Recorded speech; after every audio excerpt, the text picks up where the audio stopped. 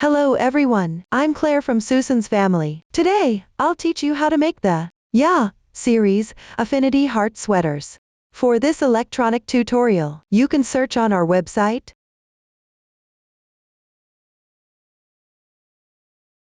This sweater consists of the front pieces, back piece, sleeves, and collar. It comes in different sizes. The knitting method is mostly the same, but the stitch count and row count differ. This tutorial uses size M as an example. Let's start with the knitting method for the front piece. Here's a look at the finished product. It's knitted from bottom to top. It's divided into 4 parts: the hem, body, section 1 and 2 of shoulder parts.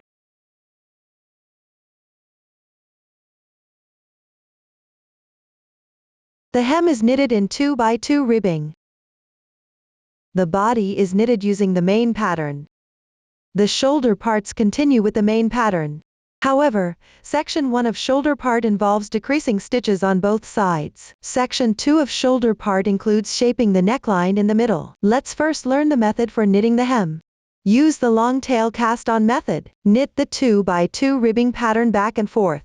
The fabric piece is worked back and forth. On the wrong side, you need to knit the matching stitch pattern. The stitch techniques used are knit stitch and purl stitch. Now, let's watch me demonstrate the specific knitting method. First, we cast on. To make it easier for everyone to see clearly, I will use 1 strand of cotton yarn for the demonstration. When you actually knit, you need to use 2 strands together. Let's take a look. There are 2 yarn ends, one from the center and one from the outside of the yarn ball. You can knit using these 2 yarn ends together. Alternatively, you can use the outer ends of 2 separate yarn balls for knitting. For specific yarn, color schemes, and needle sizes, please refer to the detail page of our product and the paper instructions. Due to the large number of stitches, we use a circular needle for knitting here. Before casting on, make sure to leave enough length for the yarn tail. Usually about 3 times the length of the fabric piece. Refer to the chart for the exact length.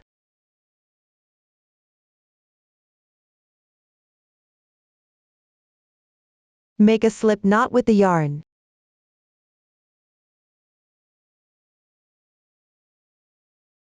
And place it on the circular needle. This is the first stitch. Hold the 2 ends of the yarn with your left hand, inserting your thumb and index finger between them. The end connected to the yarn ball rests on your index finger.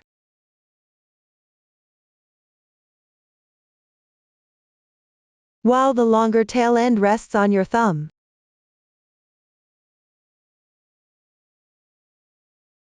Straighten the yarn. Begin casting on.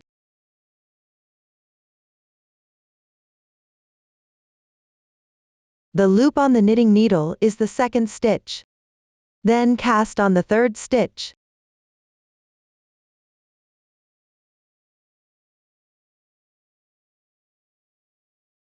Followed by the fourth stitch.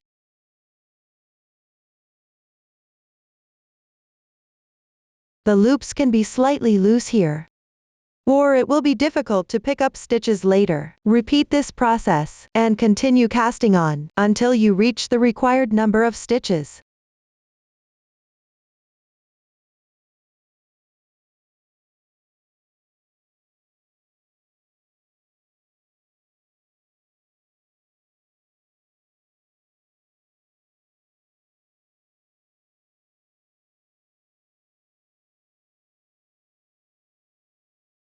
This completes the casting on. In practice, the number of stitches will be more. Be mindful to prevent the loops from falling off on both sides. Now let's start working row 1.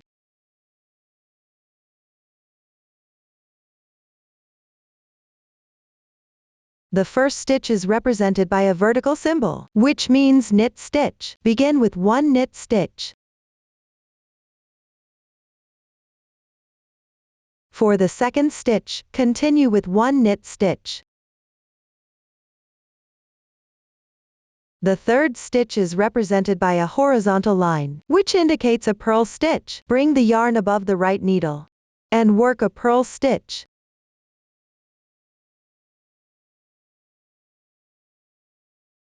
Continue with one more purl stitch. Next, work 2 knit stitches.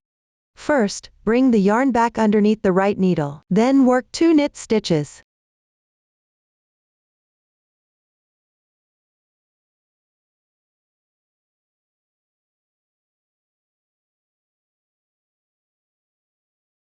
The texture below is the pattern formed by the knit stitches. Then work 2 purl stitches.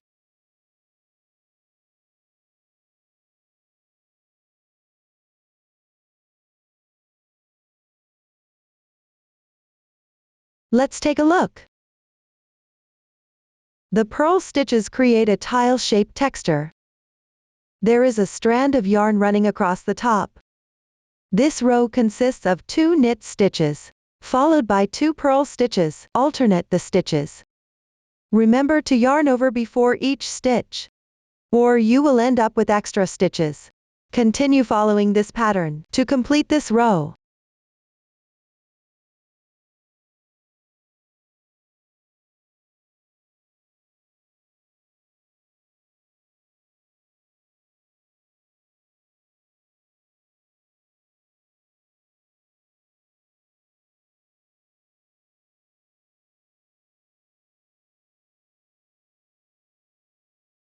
Finish with 2 knit stitches.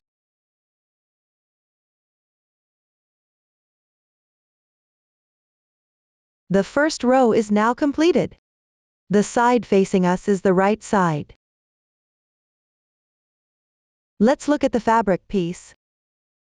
The starting tail of the yarn is on the right-hand side. You can identify the right and wrong side later by the position of the starting tail. This helps distinguish between the right side and the wrong side. Now proceed to work the second row. The chart for this row starts from left to right. Since the chart shows the texture of the right side of the fabric, you need to work the corresponding stitches. Turn the work over. Hold the yarn with your right hand. The first stitch, indicated by a blank space, is also a purl stitch. Work the corresponding stitch as shown. That means you will knit this stitch. The second stitch is a knit symbol. Work the corresponding stitch, so you will purl this stitch.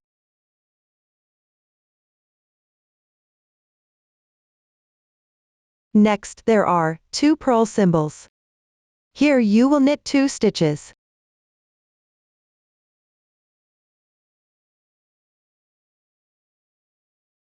Besides referring to the chart, you can also follow the texture of the fabric. The next 2 stitches form a tile unit shape. So you will purl these 2 stitches.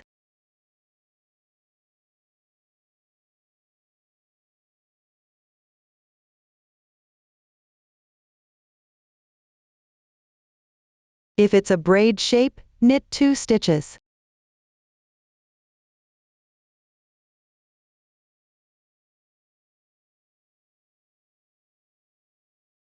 Continue to alternate between 2 purl stitches and 2 knit stitches. Complete this row in this manner.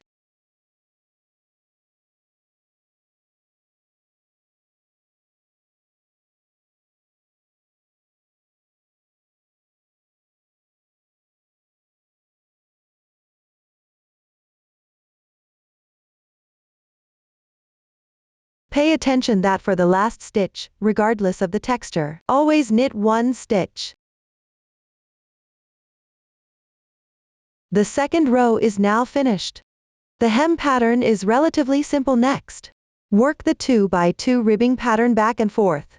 On the wrong side, follow the stitch pattern corresponding to the chart. Note, the first and last stitch of each row should always be knit stitches.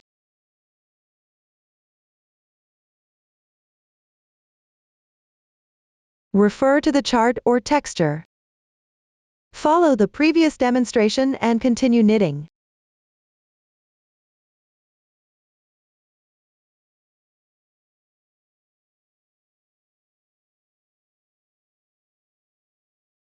I'll use this sample swatch to demonstrate how to count rows. Hold the right side of the fabric piece facing you.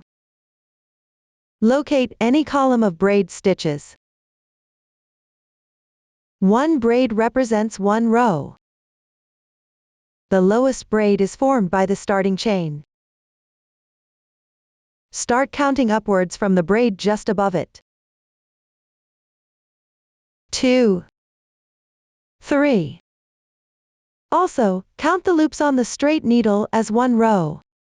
So here, we have completed 4 rows. Continue using this method to finish the remaining part of the hem.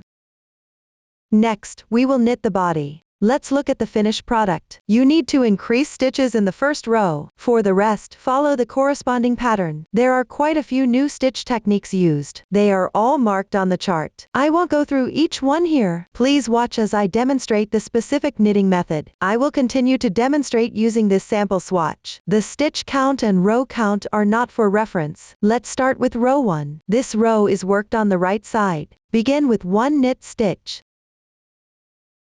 Then, follow the chart to work the corresponding number of purl stitches. The stitch count is smaller in this sample swatch.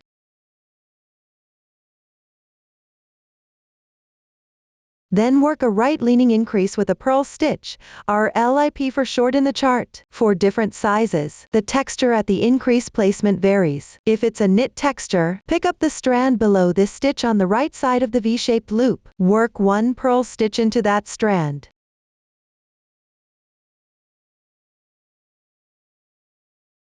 After completing it, continue by inserting through this stitch loop. Work 1 more purl stitch.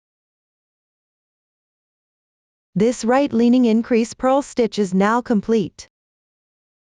If the increase position has a purl texture, then pick up the strand below this stitch on the right side of the tile-shaped loop and work 1 purl stitch. After completing it, continue by inserting through this stitch loop. Work 1 more purl stitch. This completes the right-leaning increase purl stitch. For any future right-leaning increase purl stitches, depending on the actual situation, follow this method to knit. I won't go into further detail. Next, work 1 fishbone stitch. A fishbone stitch always spans 2 loops. Place the yarn tail below. Insert the right needle from top to bottom into the second loop on the left needle.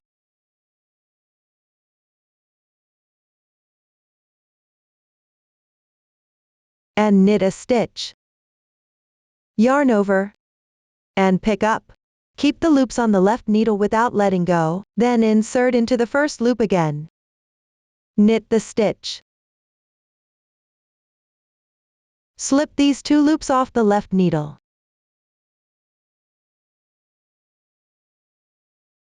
One fishbone stitch is now complete. Next, refer to the chart and work the corresponding number of purl stitches and right-leaning increase knit stitches.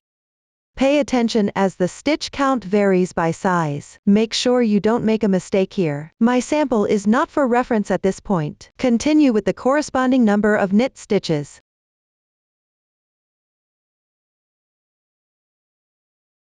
Then work 1 right-leaning increase knit stitch. First, pick up below this stitch. Insert the right side of the loop from the zinc wire, and work 1 knit stitch. After completing it, continue by inserting the hook into the same stitch loop. Work 1 knit stitch. This completes the right-leaning increase knit stitch. You will notice that the right-leaning increase knit stitch and the right-leaning increase purl stitch have similar picking up positions, but the stitch techniques are different. Continue to refer to the chart and work the corresponding number of knit stitches. Purl stitch and the right-leaning increase purl stitch.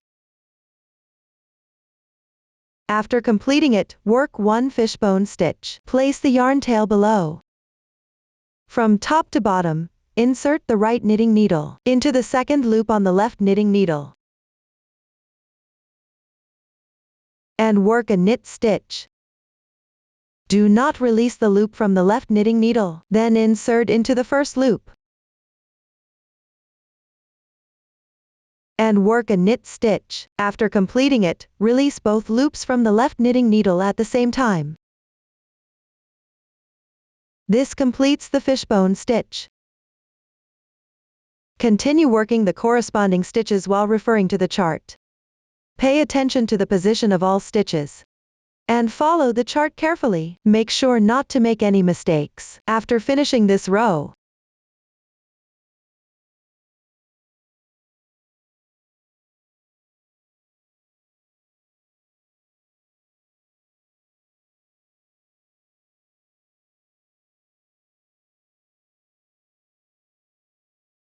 mind that the last stitch is a knit stitch. This completes the first row. Proceed to work the second row. We will work this row on the wrong side. Refer to the chart and work the corresponding stitches, except for the first stitch and the last stitch. All other stitches should be knit stitches. You can also follow the texture for the remaining part.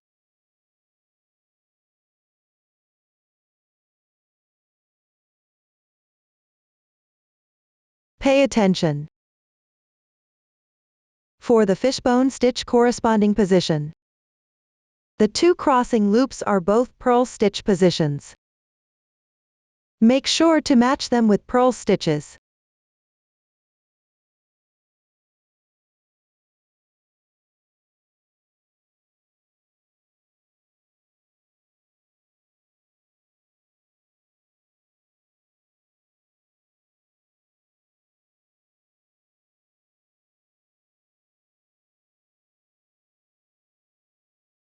This completes the second row. Continue to work row 3. We will work this row on the right side.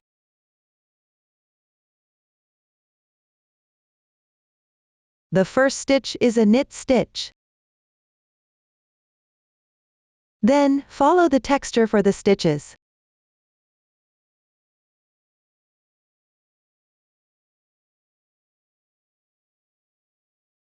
Let's take a look at the fabric piece. This crossing texture is the fishbone stitch pattern. When you encounter two loops in the column corresponding to the fishbone stitch below, you need to work the fishbone stitch.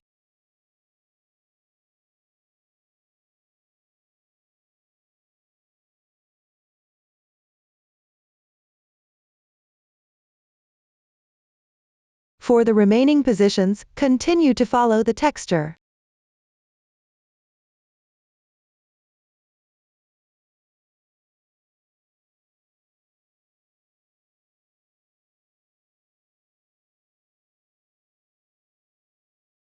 The last stitch is a knit stitch. Row 3 is now complete. The stitch patterns for rows 4 to 6 have been demonstrated before. Pay attention to the first stitch and the last stitch of each row. They should all be knit stitches. Refer to the pattern chart and follow the previous demonstrations to complete them. I'll demonstrate the method for row 7 using this sample swatch. Start with one knit stitch. Follow with the corresponding number of purl stitches.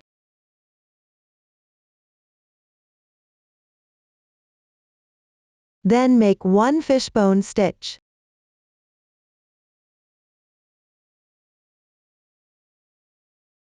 Followed by the corresponding number of purl stitches. Next, work a right crossing stitch with 4 stitches, 4/4 LC for short in the chart. Here you will need a cable needle. Take out the cable needle. Slip the 4 stitches from the left needle one by one.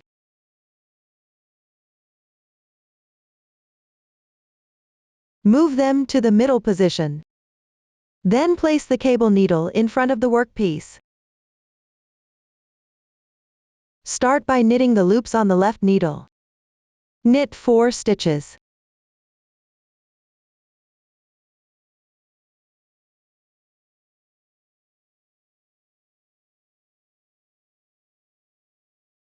Once completed, then knit the loops on the cable needle.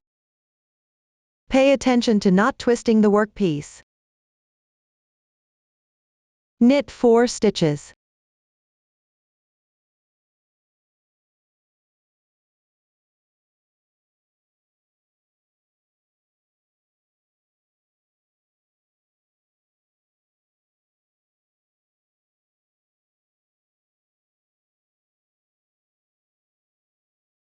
This completes the right crossing stitch with 4 stitches.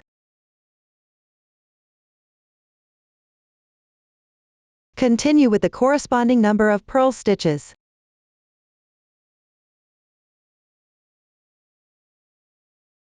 One fishbone stitch.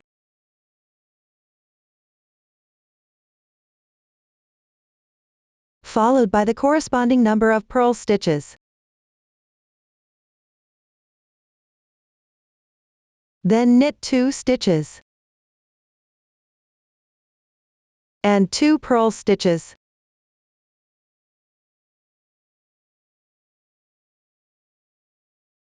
Then knit a right crossing stitch with 2 knit stitches over 2 purl stitches, 2/2 LPC for short in the chart. First, pick up the 2 stitches from the left needle using the cable needle. Move them to the middle position, then place the cable needle in front of the workpiece. Knit the loops on the left needle first. Purl 2 stitches.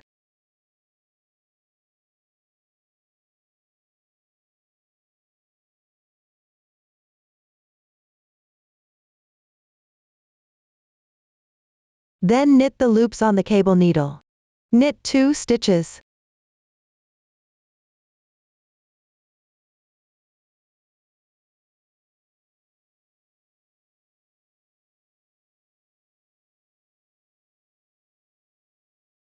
This completes the right crossing stitch with 2 knit stitches over 2 purl stitches.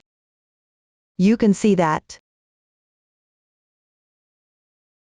the 2 knit stitches and 2 purl stitches have swapped positions.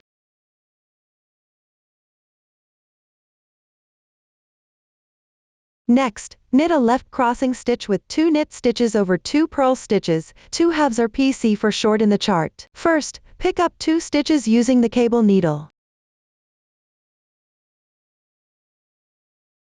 Move them to the middle. Then place it behind the workpiece. Knit the loops on the left needle first. Knit 2 stitches.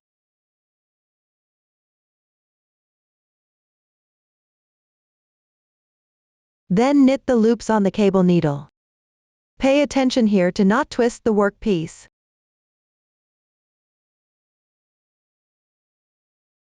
Purl 2 stitches.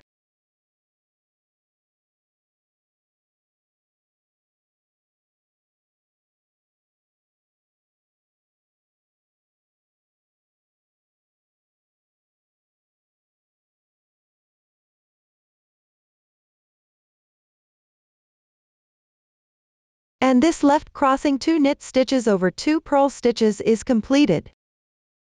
You can notice that these 2 knit stitches and 2 purl stitches have also swapped positions. But the direction of this crossing is symmetrical to the previous one.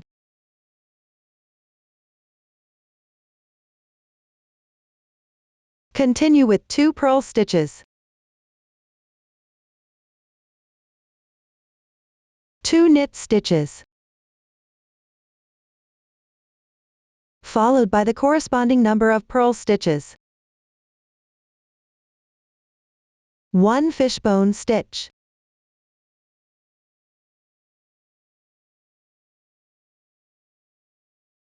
And then the corresponding number of purl stitches. Then work a right crossing stitch with 4 stitches.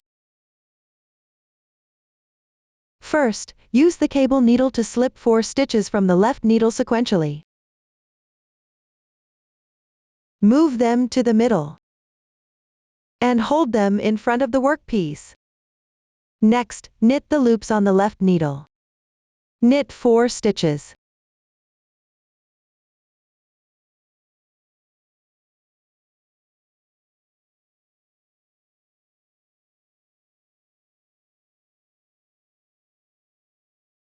Then knit the loops on the cable needle. Knit 4 stitches.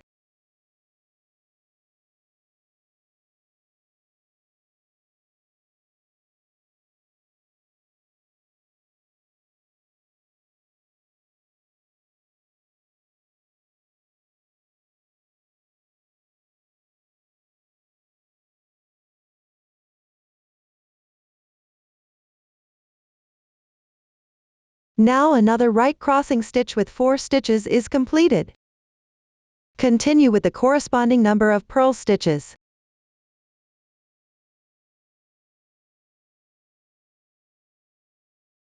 Work 1 fishbone stitch.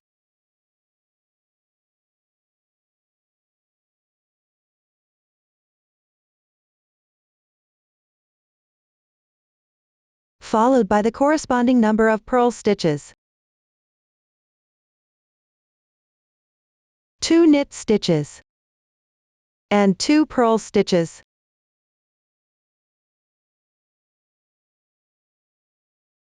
Then work a 2 halves LPC stitch.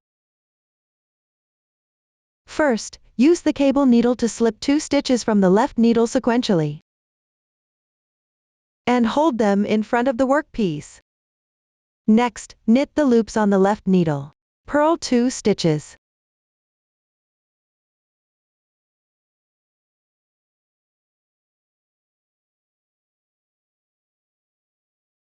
Then knit the loops on the cable needle. Knit 2 stitches.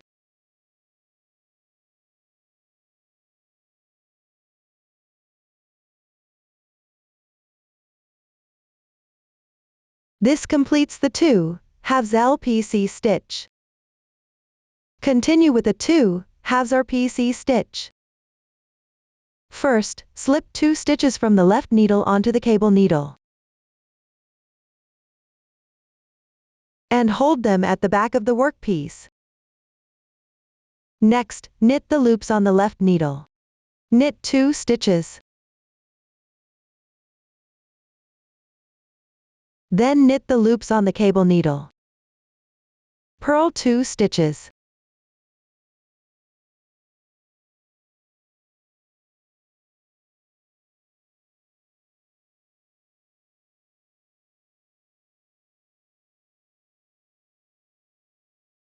This completes the 2 halves RPC stitch.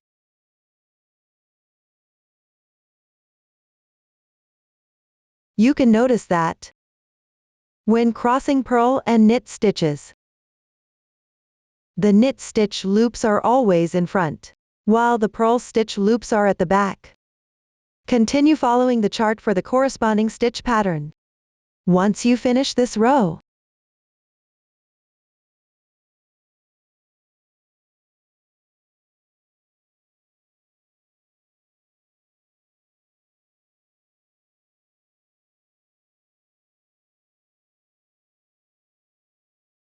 row 7 is completed. For row 8, follow the chart to work the corresponding stitch pattern, or knit the first and last stitch as knit stitches, and follow the texture for the rest of the stitches.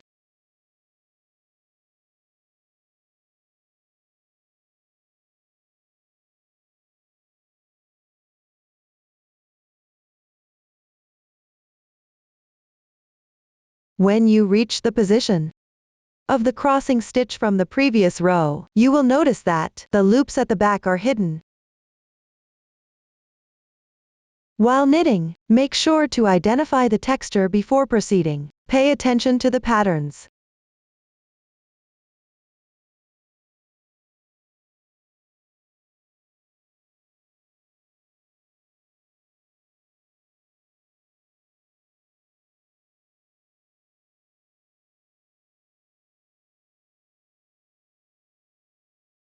Once done, row 8 is completed.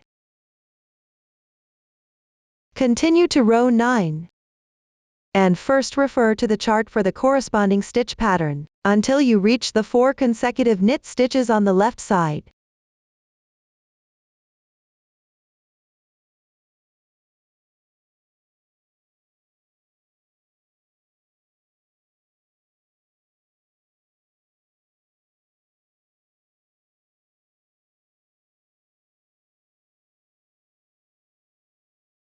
Now you have arrived at this position. Work 1-2, halves LC stitch.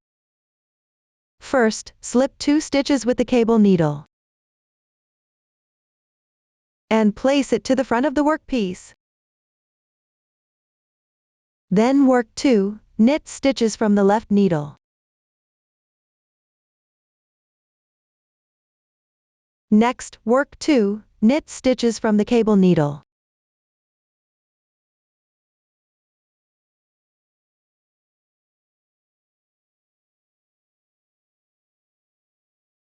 This completes the 2 halves LC stitch. Continue to refer to the chart and work the corresponding stitches until the next. Until you reach the position before the 4 consecutive knit stitches.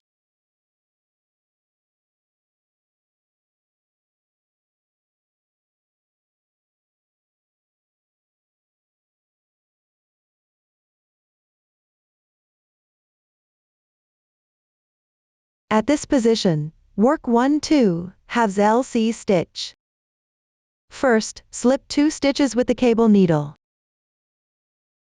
Place it to the front of the workpiece.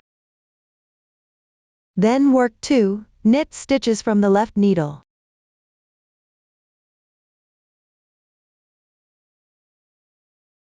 Next, work 2 knit stitches from the cable needle.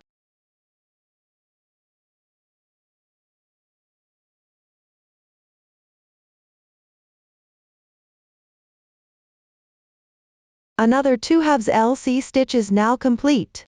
Continue to refer to the chart. Finish working this row.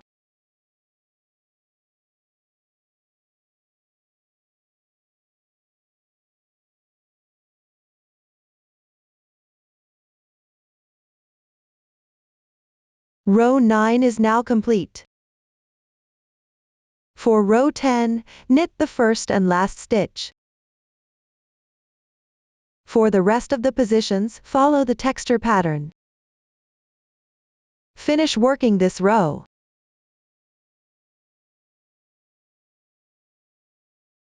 Next, I will use this swatch to explain the knitting methods for rows 11 and 12. For row 11, refer to the chart for knitting. Pay attention to the 4 consecutive crossing stitches here. They are all 2 purl stitches crossing with 2 knit stitches. When crossing, the knit stitches are always in front, and the purl stitches are at the back. After the yarn loops corresponding to the purl stitches cross, continue knitting purl stitches. Make sure not to knit them wrong. For row 12, except for the first and last stitch, follow the texture pattern for the rest of the positions. Pay attention, some stitch patterns in the crossing stitch areas will be at the back. Recognize the texture before you start knitting. Everyone, take a look. This is what the swatch looks like after completing row 12. Continue knitting down to row 13. First, refer to the chart and knit the corresponding stitch patterns until you reach the left side before the 4 consecutive knit stitches.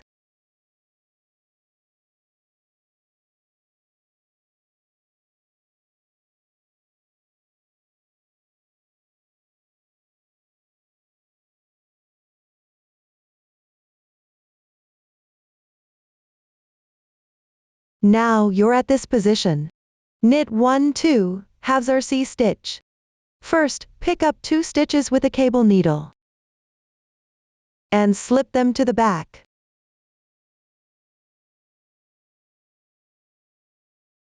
Then knit 2 stitches from the left-hand needle.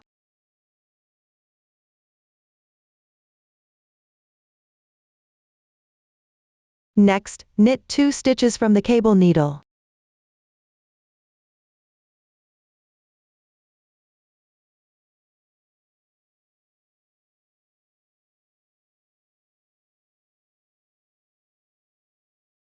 This completes the 2 halves RC stitch. Continue with 4 purl stitches.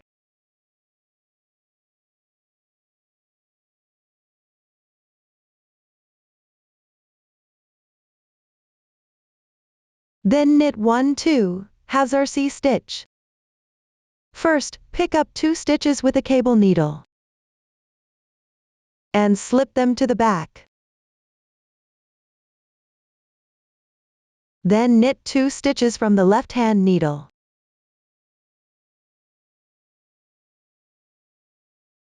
Next, knit 2 stitches from the cable needle.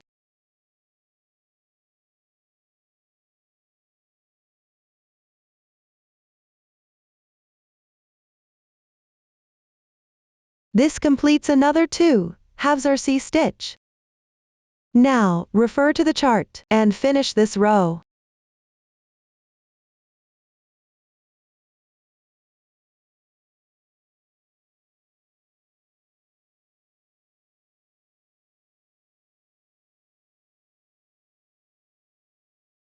Row 13 is now completed. Continue with row 14. Knit 1 stitch at the beginning and end.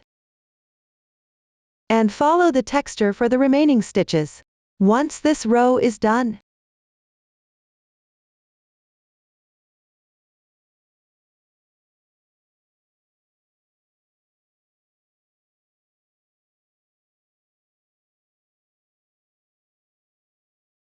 row 14 is completed.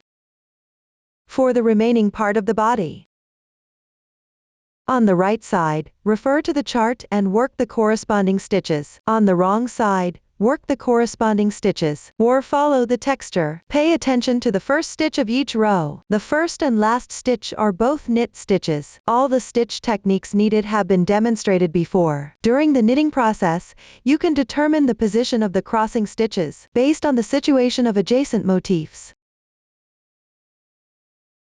Here, between the 2 groups of motifs, there is also a relatively large interval. You can refer to the chart and count the number of fishbone stitches from bottom to top. To determine the row count of the fabric piece, every one, refer to the diagram. Refer to the previous demonstration and knit back and forth. Continue until just before the last row. During the knitting process, you may encounter a situation where the yarn is not long enough for both the old yarn tail and the new yarn head. Leave about 10 centimeters of length. Tie a simple knot.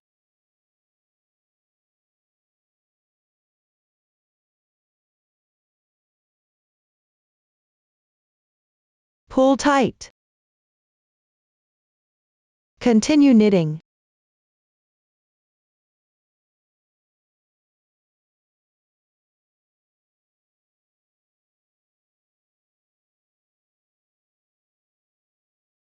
Pay attention. The knot for joining the yarn should be on the wrong side of the fabric.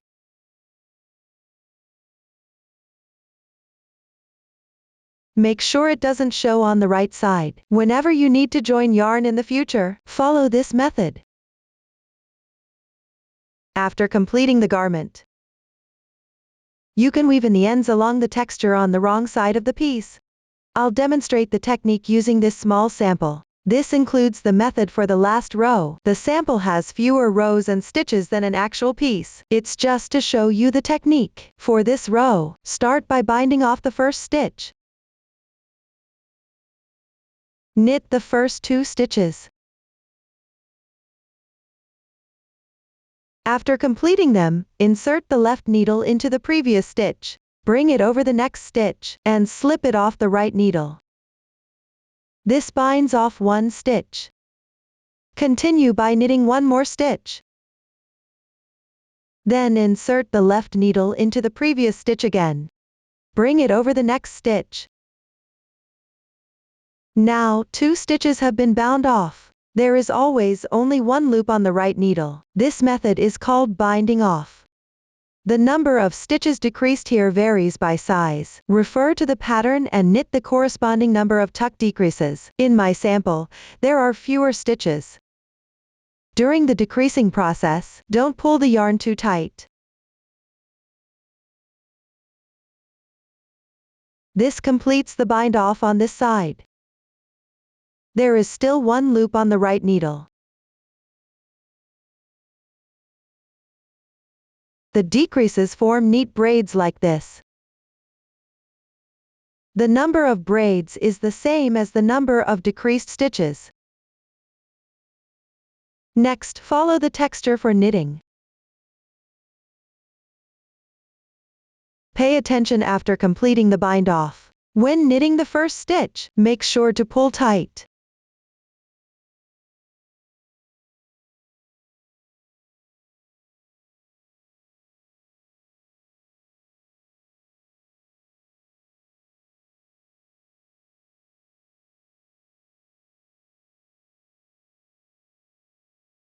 For the last stitch, knit a knit stitch. This completes the final row of the body. Up to this point, the method for knitting the body has been fully explained. Next, we will knit section 1 of the shoulder parts. Let's look at the finished product. Decrease and bind off stitches on both sides, forming a slanted edge. The new stitch technique used is the 2-stitch right cross decrease 2-stitch RCD for short, and the 2-stitch left cross decrease 2-stitch LCD for short. Please watch as I demonstrate the specific knitting method. I will continue using this and demonstrate with this sample. First, let's knit row 1. This row still requires a bind off at the beginning position. Start with 1 knit stitch and 1 purl stitch. Then, bind off 1 stitch. Continue with 1 purl stitch and bind off 1 stitch. Follow the chart to bind off the corresponding number of stitches.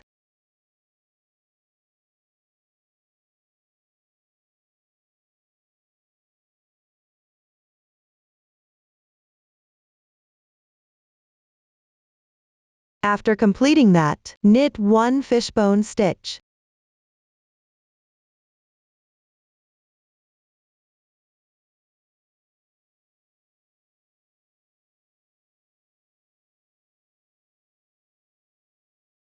Then knit a 2-stitch RCD stitch.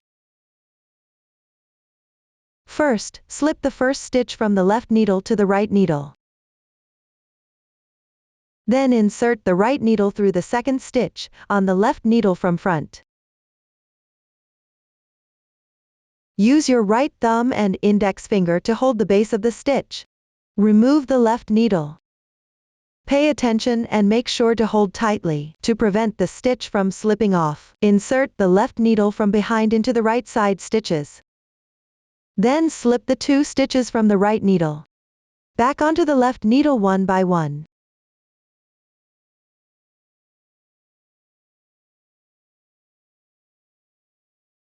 This way, the second and third stitches on the left needle have swapped positions, with the stitch from the left side now on top. Next, insert the right needle from left to right through both of these front stitches and knit 1 stitch. This completes 1 K2 tog stitch. Continue by knitting another K2 tog stitch. Insert the right needle from left to right through these 2 stitches again. Knit 1 stitch. The second K2 tog stitch is now complete. This completes the 2-stitch RCD stitch. After completing, refer to the chart and continue with the corresponding stitch pattern until there are 7 loops remaining.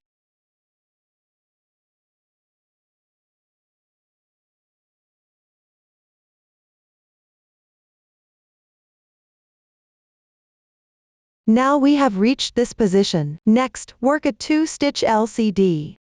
First, slip the first loop on the left needle, as if to knit without knitting it. Then insert the right needle from behind into the left needle. The second loop. Pinch the base of the loop with your right thumb and index finger. Remove the left needle.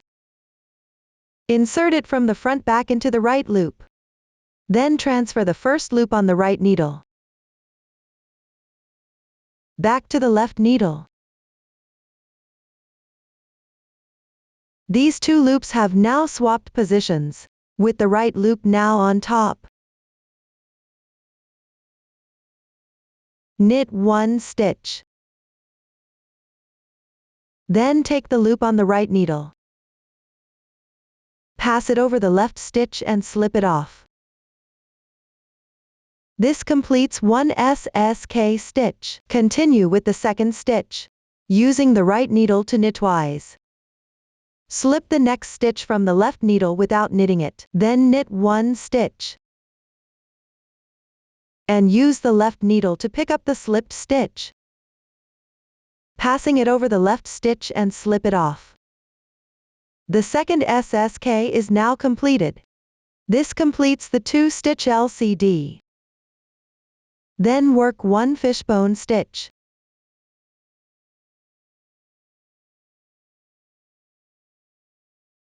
Followed by 1 knit stitch. This completes the first row.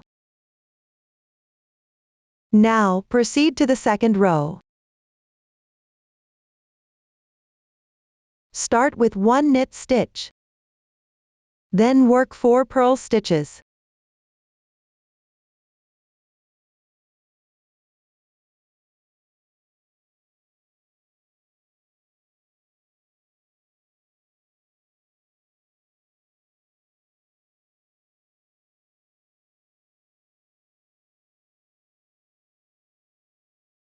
Continue working according to the texture pattern, until you reach the last 5 stitches.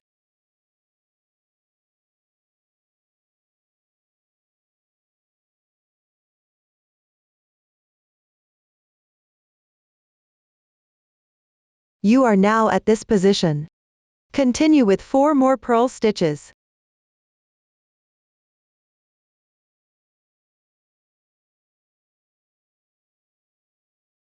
Then work 1 knit stitch.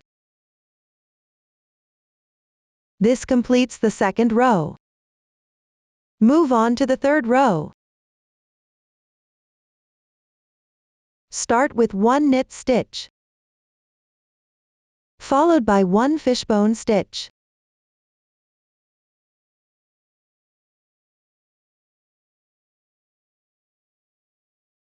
Then work 1 2-stitch RCD stitch.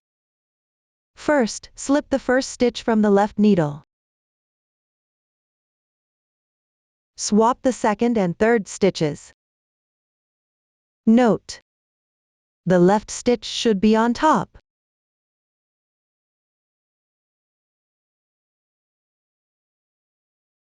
Then return the slipped stitch back to the left needle.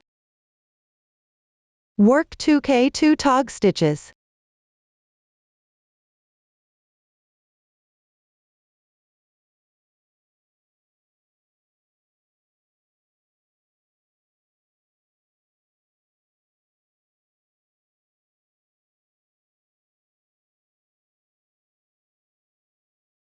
This completes the 2-stitch RCD stitch. Continue to follow the chart and work the corresponding stitches until you have 7 loops remaining.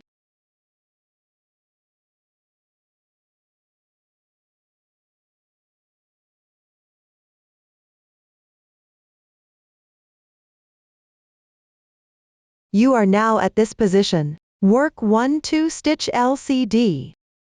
First, slip the first stitch from the left needle, as if to knit without knitting it. Then swap the second and third stitches. Note that the right side loop is on top.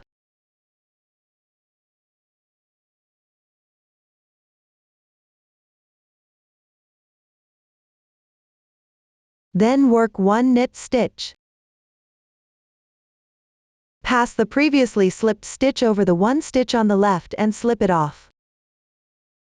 This completes the SSK stitch. Continue with another SSK stitch.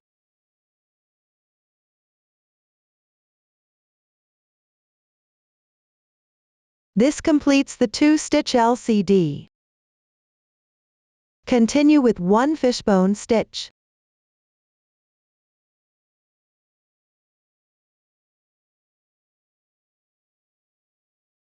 And 1 knit stitch. Row 3 is now completed. Proceed to row 4. Start with 1 knit stitch. Then work 4 purl stitches.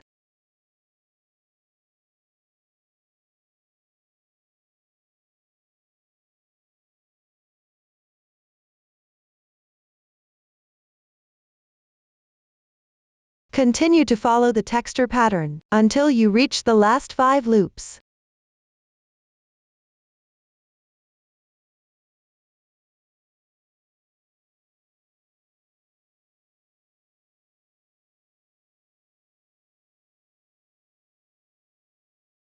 You are now at this position. Work 4 purl stitches.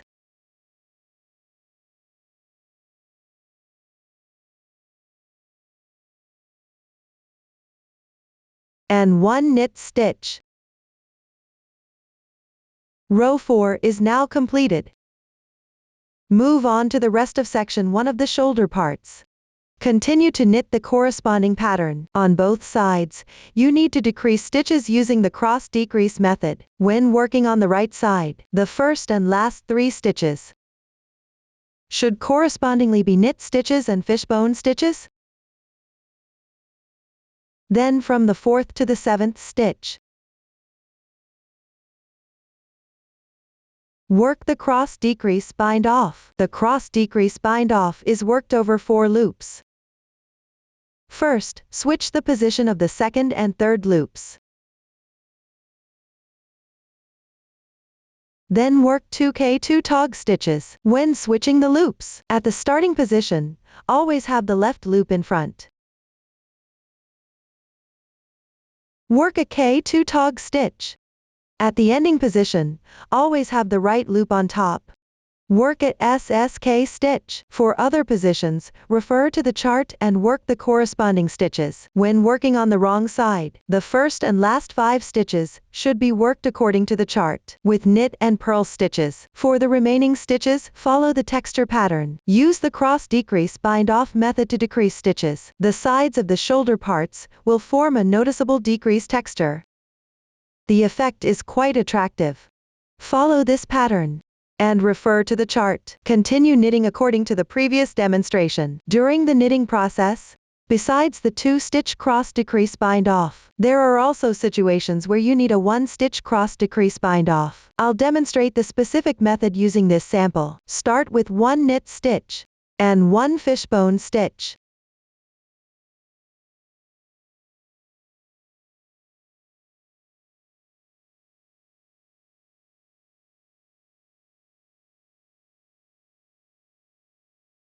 Then, make a 1-stitch cross decrease bind off. First, slip the first loop without knitting it. Then, swap the positions of the 2nd and 3rd loops. Pay attention that the left side loop should be on top.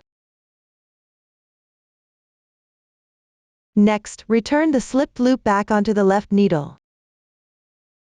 Knit 1 k2 tog stitch.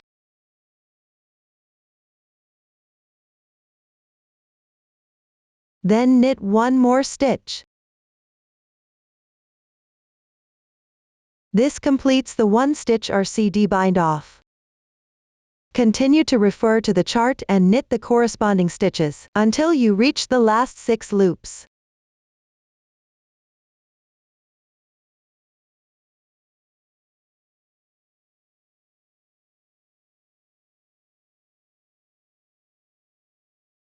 Now you're at this point.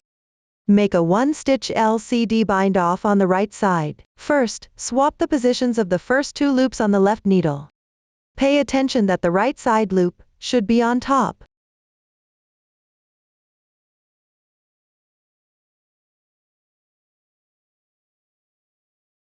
Then knit 1 stitch and make a SSK stitch.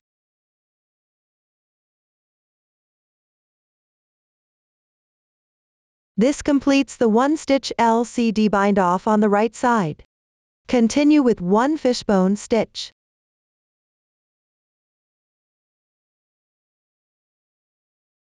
and one more knit stitch. This row is now complete. Next, work on the wrong side. Start with one knit stitch and 3 purl stitches.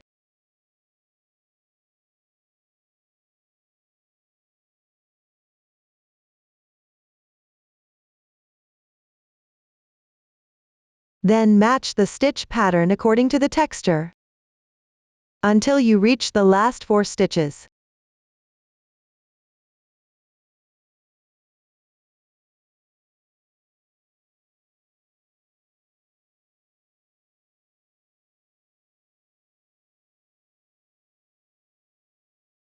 Now you're at this point. Work 3 purl stitches. 1 and 1 knit stitch. This row is now complete.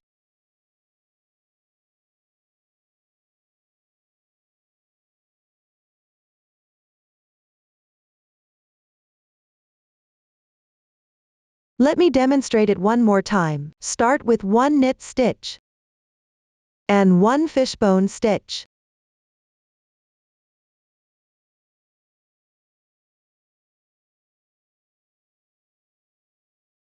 Then work a 1 stitch RCD stitch. First, slip the first loop without working it. Then switch the position of the second and third loops.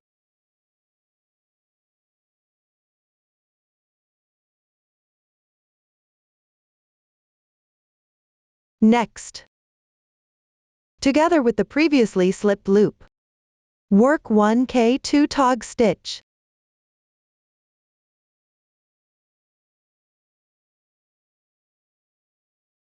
Then work 1 more knit stitch. This 1 stitch RCD stitch is now complete.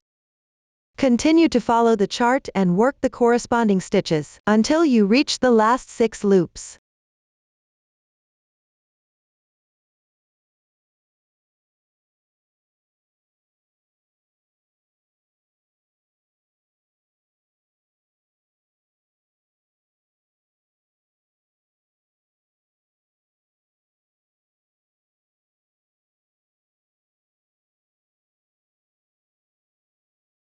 Now we have reached this position. Work a 1 stitch LCD stitch. First, switch the position of the first 2 loops on the left needle.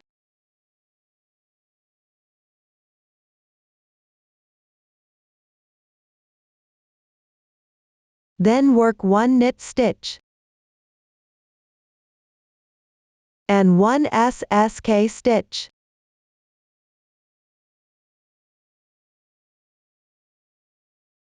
This 1 stitch LCD stitch is now complete. Continue with 1 fishbone stitch.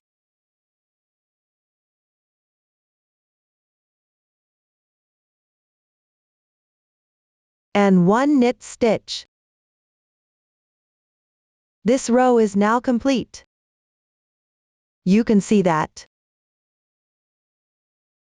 1 stitch cross decrease involves working over 3 loops with just 1 decrease.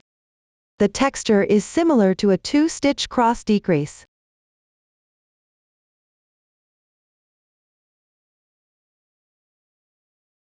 Next, for this wrong side row, work the first and last 4 stitches according to the chart. For the remaining positions, follow the texture pattern. Complete this row.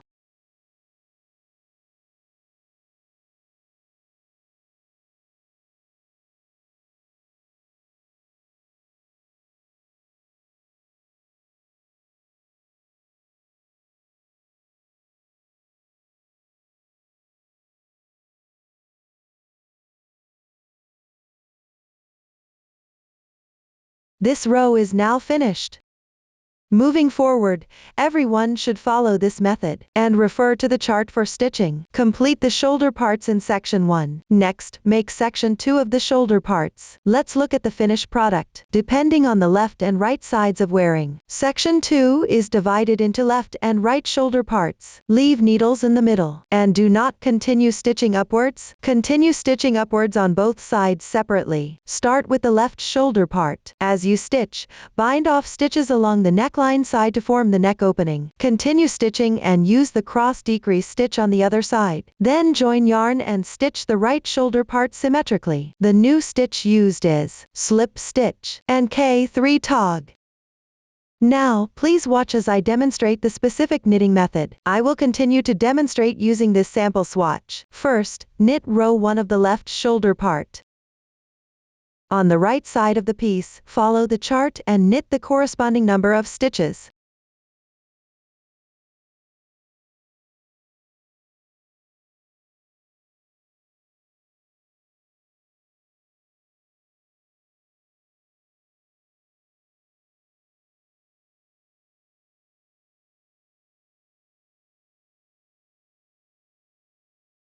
Then stop knitting. Row 1 is completed. Next, knit row 2. Turn the piece to the wrong side. Follow the chart and knit 2 bind-off stitches to make the neck opening bind-off more natural. The bind-off stitch technique here is different. Start with 1 slip stitch. Depending on the size, the texture in this area will vary. If it's a purl texture, place the right needle below the yarn and knit the stitches if you're making a purl stitch, picking up the first stitch from bottom to top. This completes 1 purl-wise slip stitch. In my sample, this part has a knit texture, so the yarn tail is placed below. The right needle goes from top to bottom into the first loop on the left needle. Then move it to the right needle. This completes 1 knit-wise slip stitch. For subsequent positions where slip stitches are needed, match the actual texture and knit the corresponding slip stitches. I won't go into further detail. After completing the slip stitch, continue by placing the right needle through the loop on the right side. Place it on the loop on the left side. This binds off 1 stitch. The loop for this bind-off stitch was not actually knitted in the previous row. Next, knit 2 more bind-off stitches.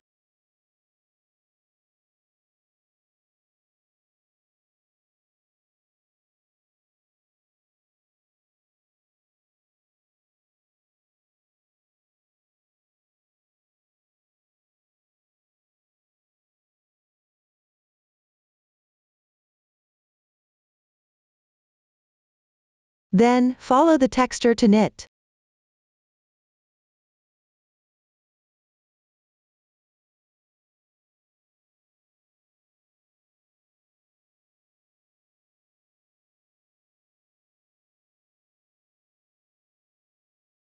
Finally, knit 1 knit stitch. Row 2 is now completed. Now, work row 3. Refer to the chart and knit the corresponding stitches. Continue until just before 1 loop on the right side of the bind-off braid.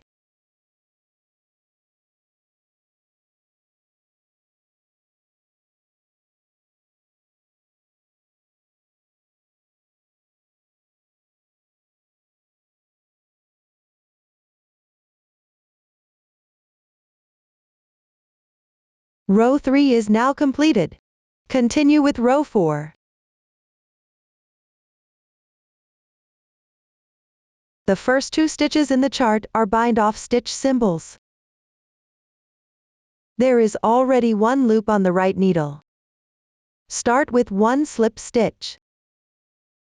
Place the loop from the right onto this loop.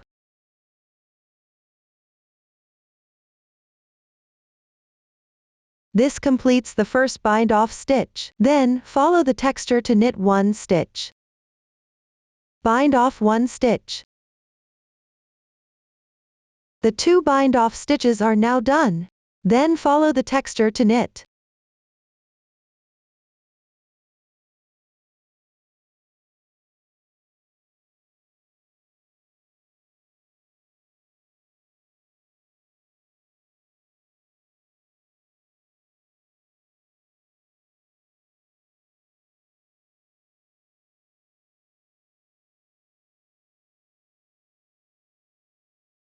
The last stitch is a knit stitch. Row 4 is now completed.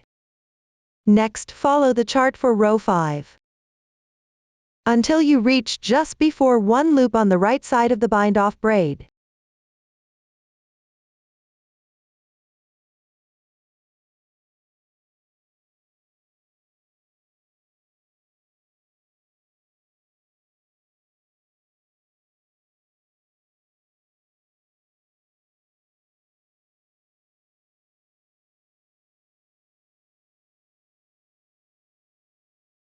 Row 5 is now completed. Then move on to row 6. The first stitch in the chart is a bind-off stitch symbol. The second stitch is a slip stitch symbol. Start with the slip stitch. Decrease 1 stitch.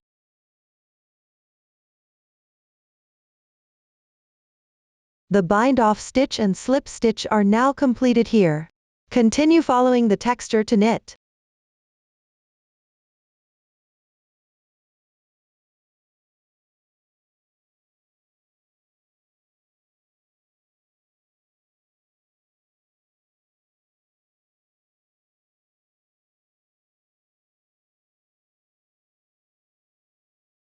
End with 1 knit stitch. Row 6 is now completed. Continue on to row 7. Follow the chart to knit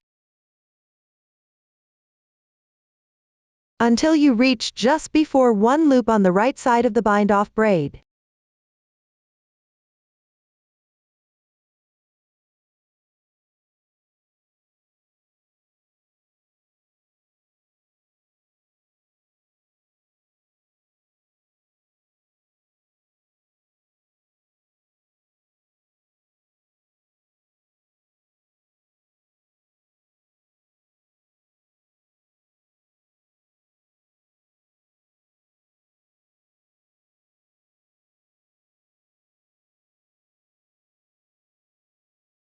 Row 7 is now completed. Move on to row 8 next.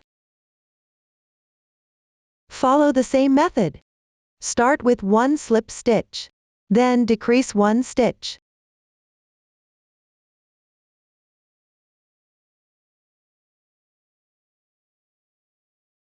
The bind-off stitches and slip stitches are now completed here. Continue following the texture to knit.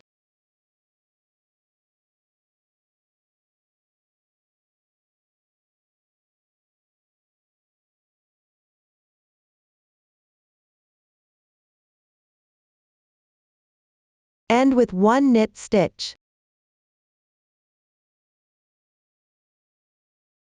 Row 8 is now completed. The row count for different sizes will vary from here on. Everyone, follow this method. Refer to the chart to knit until the row before the last one. I'll demonstrate with this small sample the method for knitting the last row. Start with 1 knit stitch. Then do a K3 tog stitch. Pass the right needle from left to right through these 3 loops at the same time.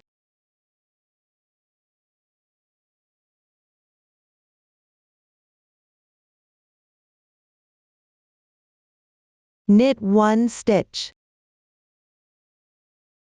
This K3 tog stitch is now completed. Continue with 1 more knit stitch.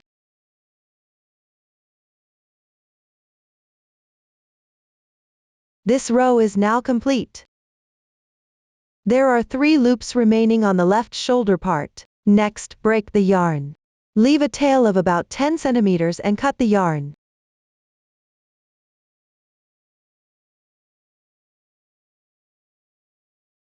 To prevent the tail from unraveling, you can tie a loose knot with the tail.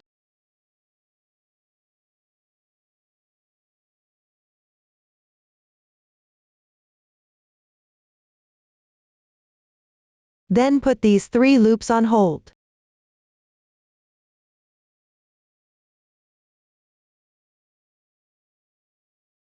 Cut a length of yarn and thread it into a sewing needle.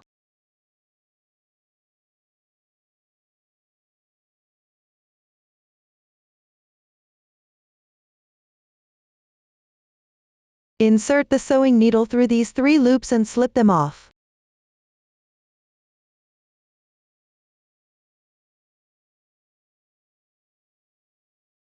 Then remove the sewing needle.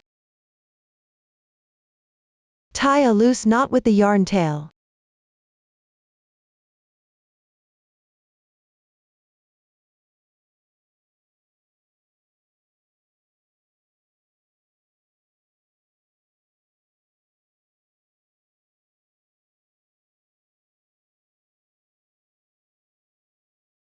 The loops are on hold now.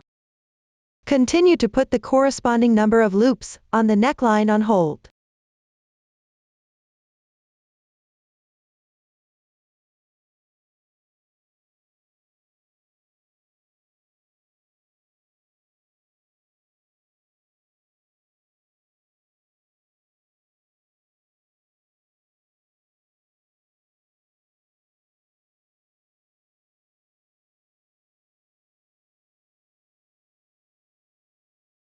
This way. All the loops in the middle of the neckline have been secured with yarn tails. Take a look. This is what the sample neckline looks like after putting the loops on hold. And this is how it looks after completing the left shoulder part. Up to this point, the left shoulder part is completed. Next, we'll knit the right shoulder part. It should be symmetrical to the left shoulder part. Let's start with row 1. This row is worked on the right side of the piece. Tie a loose knot with the yarn tail.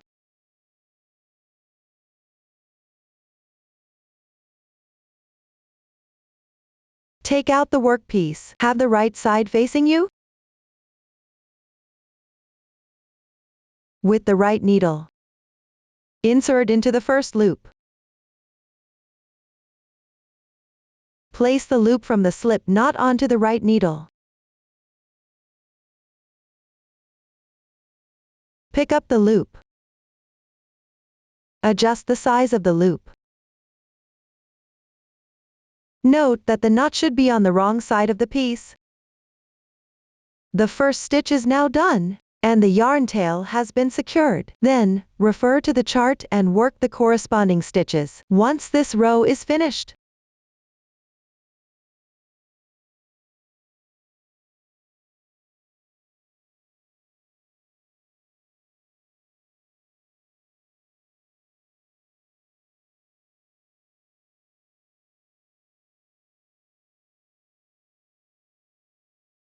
row 1 is complete.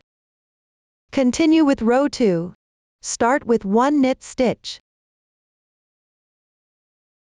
Then follow the texture and continue knitting.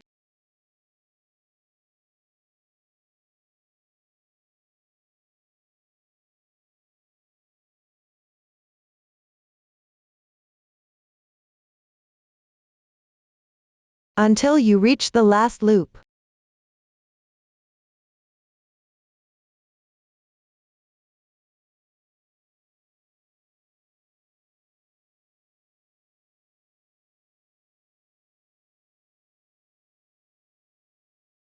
Row 2 is now complete. Next, work on row 3. Turn the piece over, refer to the chart and work 2 bind-off stitches.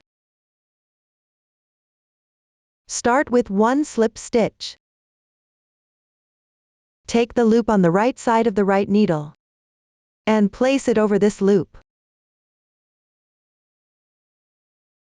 This completes the first bind-off stitch. Continue with 2 more bind-off stitches.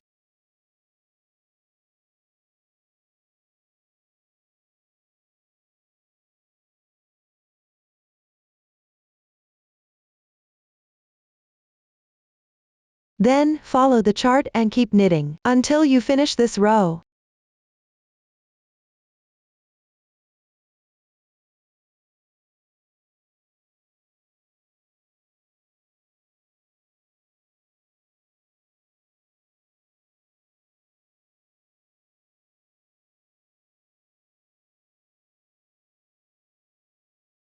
Row 3 is now complete. For row 4, start with 1 knit stitch. Then follow the texture and continue knitting until you reach the last loop.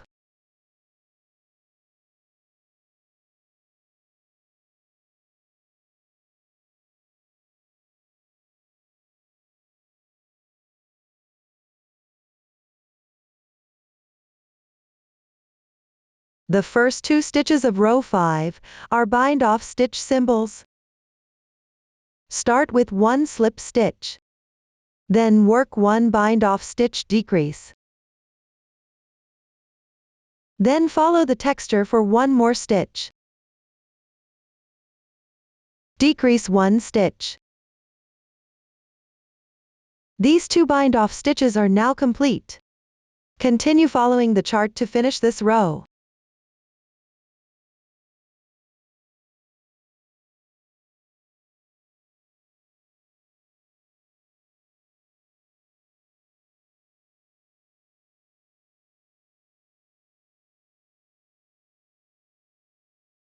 Next, move on to row 6. Start with 1 knit stitch.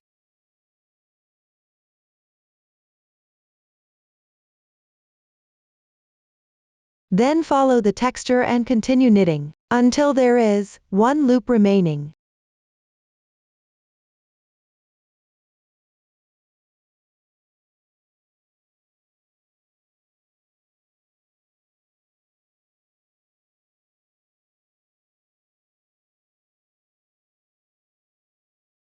Then work on row 7. The first 2 stitches are again bind-off and slip stitch symbols. Start with 1 slip stitch. Decrease 1 stitch. Then follow the chart and continue knitting.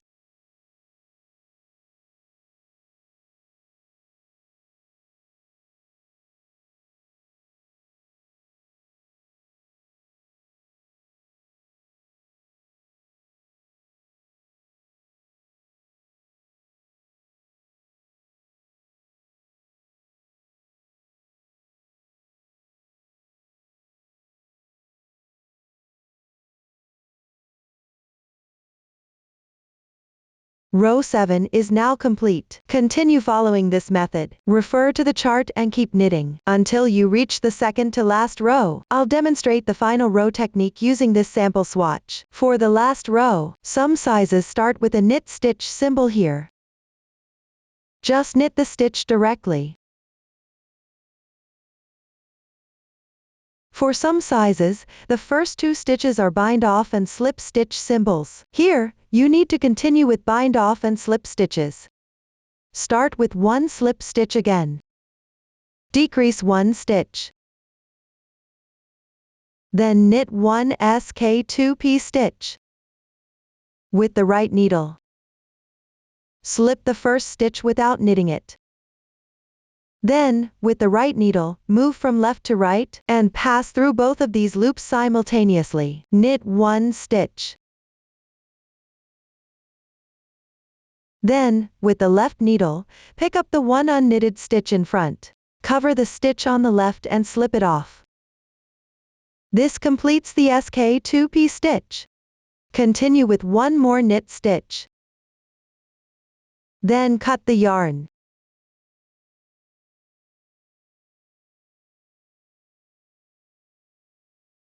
Tie a loose knot.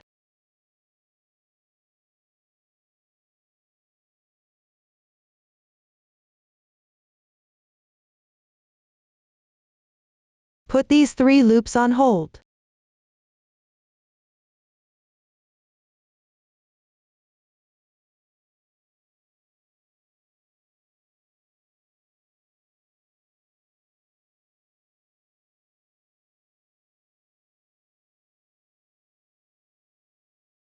This completes the row.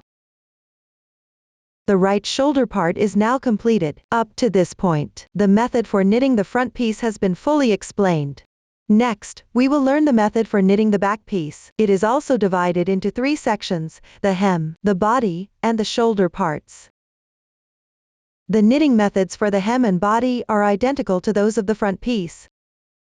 The decrease method for the sides of the shoulder parts is the same as that for section 1 of the front shoulder parts. There is no need to shape the neckline. Everyone, refer to the pattern. Referring to the previous demonstration, you can complete it. After completing all parts, just leave the stitches as they are. Now, everyone, take a look. This is what the back piece of the sample swatch looks like when finished. Next, we will knit the sleeves. I will explain the knitting method using this sample swatch. The pattern on the sample swatch is simple, so it's not for reference. I will only explain the method. The knitting methods for both the left and right sleeves are identical. Each sleeve is divided into 3 parts: the cuff edge, the sleeve body, and the sleeve cap. For the cuff edge, use the long tail cast-on method, and knit back and forth in 2x2 ribbing. The method is the same as for the hem. The sleeve body and sleeve cap are knitted with corresponding patterns. In the first row of the sleeve body, you need to increase stitches. After that,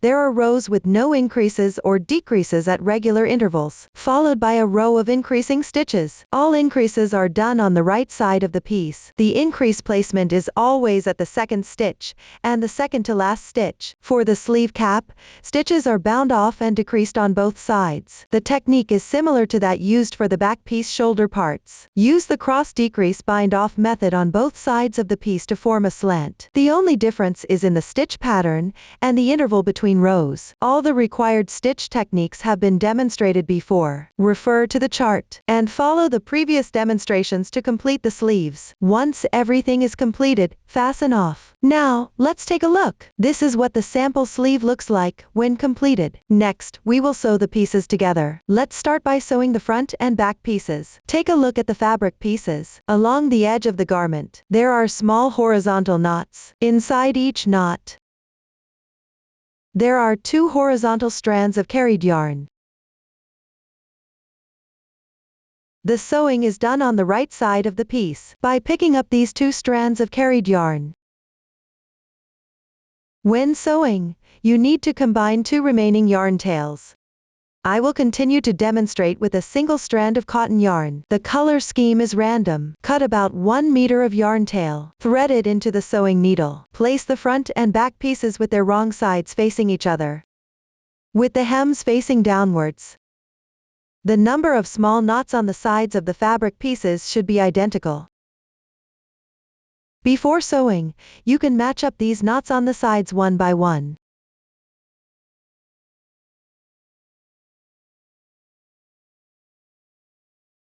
Then insert the needle from bottom to top.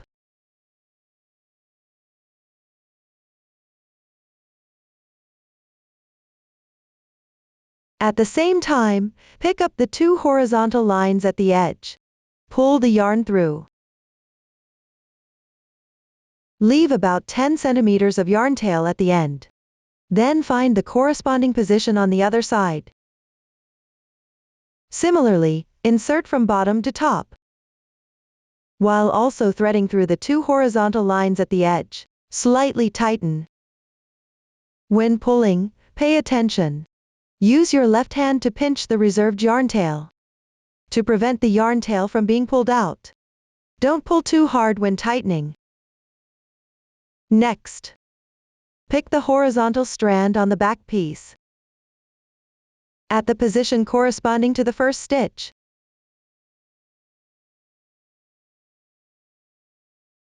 Sew once. Then pick the carried strand at the corresponding position on the front piece and sew once. The front and back pieces are sewn together by matching and sewing the horizontal strands one by one. Continue sewing upwards.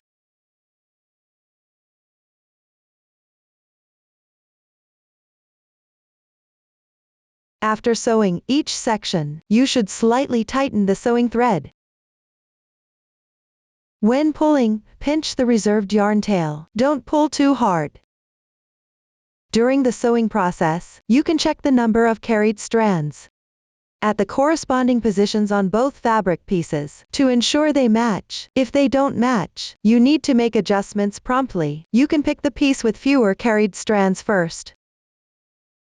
Sew 1 carried strand on this side to 2 carried strands on the other side. Whenever you encounter unequal numbers of carried strands later, you can make adjustments this way. Ultimately, ensure both sides of the fabric pieces match up.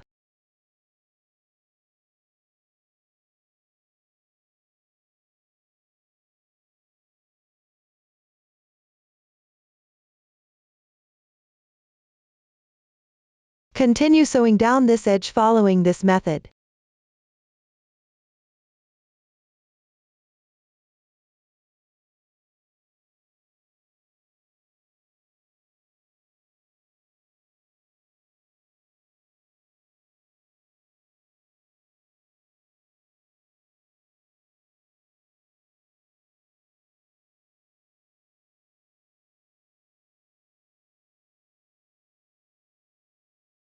After completing the sewing, pick up loops on the wrong side of the fabric piece and tie a knot a few times with the sewing thread.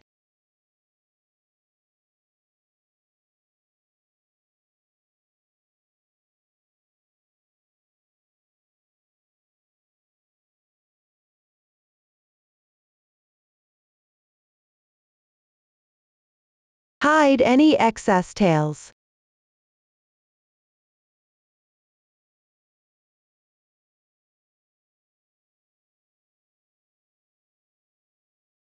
Secure the reserved yarn tails using the same method. The side of the front and back pieces is now sewn together. At the top of the front and back pieces, this area is for sewing the sleeves. Following the same method, sew the other side of the body pieces together. Take a look. This is what the side of the body pieces looks like after sewing the small sample. The sewing of the front and back pieces is now completed. Next, we will sew the sleeves. First, sew the 2 side edges of the sleeve pieces. Fold the piece in half with the right side facing out. Sew from the bottom upwards on the right side. Sew these 2 edges together. Use the same sewing method as for the front and back pieces. The method is quite simple. Everyone can sew them up on their own. I have already sewn my sample. Next, attach the loops left unsewn on the front and back pieces, and the loops left unsewn on the sleeves. Thread all of them together using a circular needle. Start from the collar of the front piece.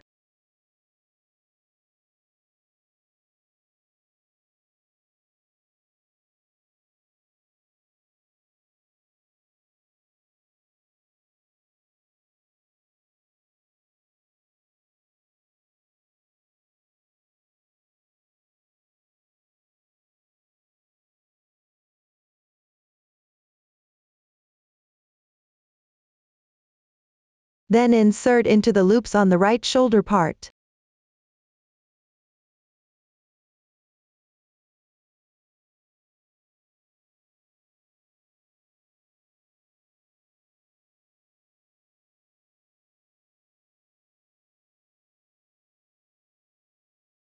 Continue by inserting into the loops of one of the sleeves. Pay attention when threading. Ensure all pieces have their right sides facing the same direction.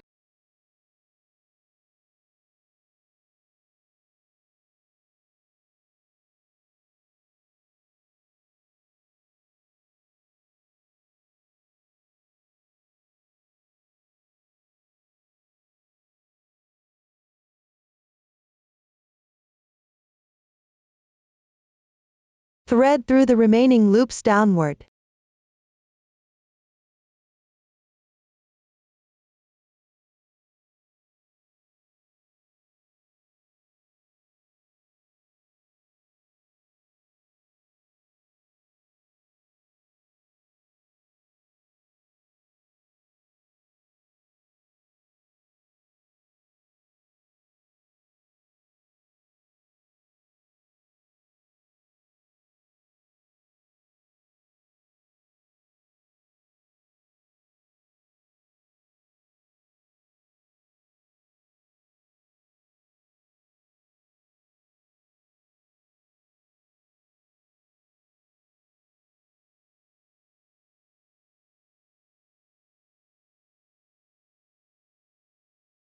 Look. This is the sample. This is what it looks like after all the loops have been threaded. Now let's start sewing. In practice, you would sew with 2 strands of yarn held together. I will continue to demonstrate using different, colored cotton yarn. Cut a piece of yarn, about 1.5 meters long, and thread it into a sewing needle. First, match up the sleeve with the corresponding side of the garment. Secure the sewing position to ensure they are aligned.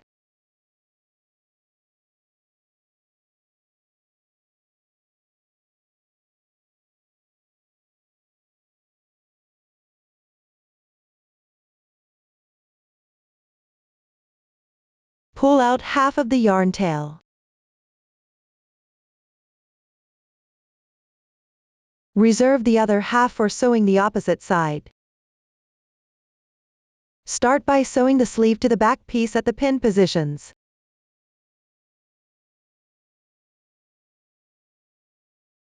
Sew together the corresponding braids formed by the bind-off stitches.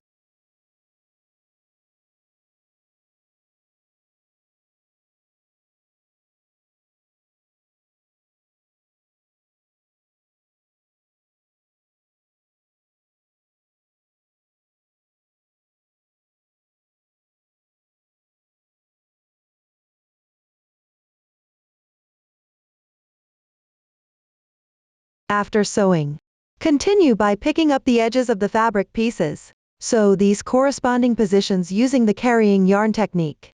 The method is the same as for sewing the front and back pieces. Sew all the way down to below the circular needle.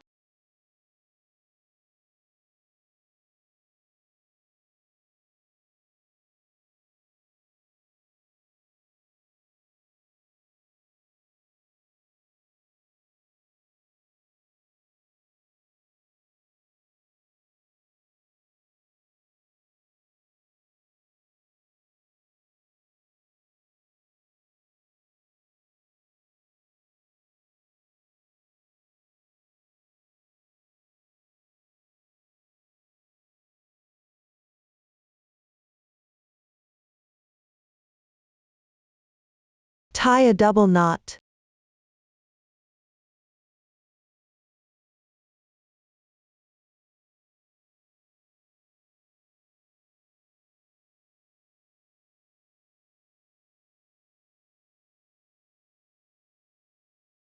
Weave in the ends.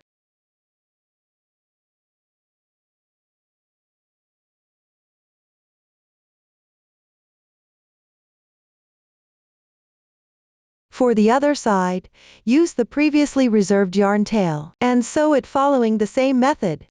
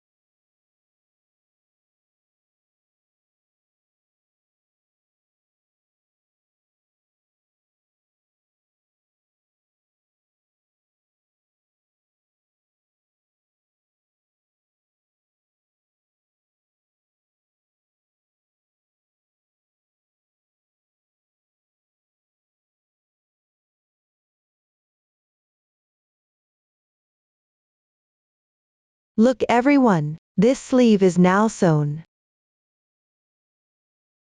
The method for sewing the other sleeve is the same as this one. Refer to the previous demonstration to finish sewing them. Take a look. This is what the sample looks like after the sleeves are sewn. Next, we'll knit the collar.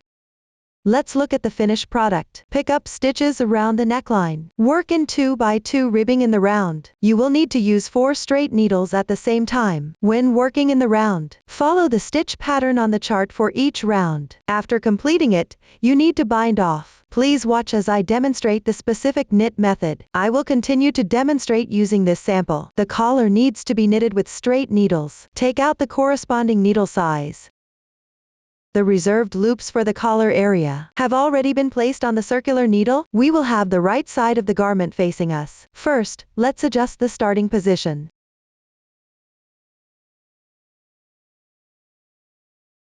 Transfer the loops reserved from the left shoulder part and left sleeve to the left end of the circular needle.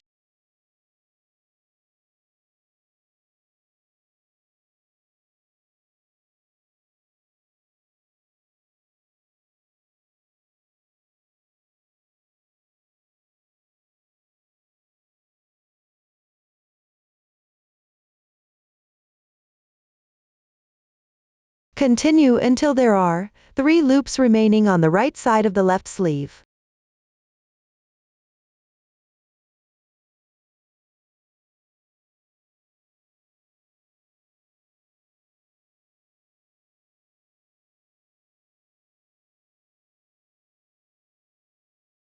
Then start picking up stitches. Make a slip knot with the yarn tail.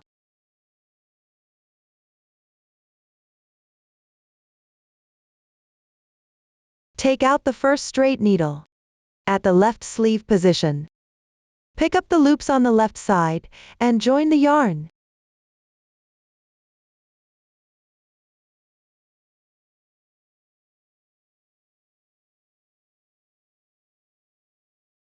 Follow the texture pattern while knitting.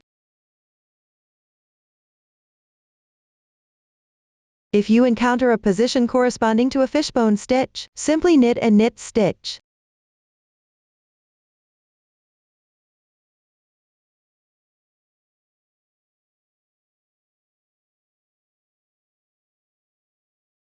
Around the middle of the sleeve, work 1K2 tog stitch.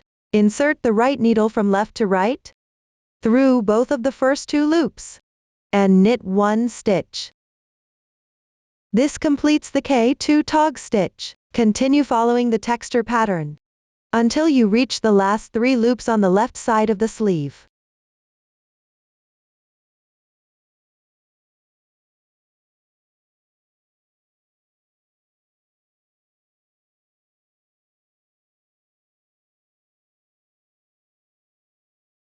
Now we're at this point.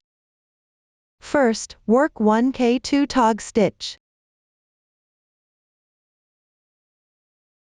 Then pick up the last loop of the sleeve and the first loop of the left shoulder part on the front piece and work 1K2 tog stitch.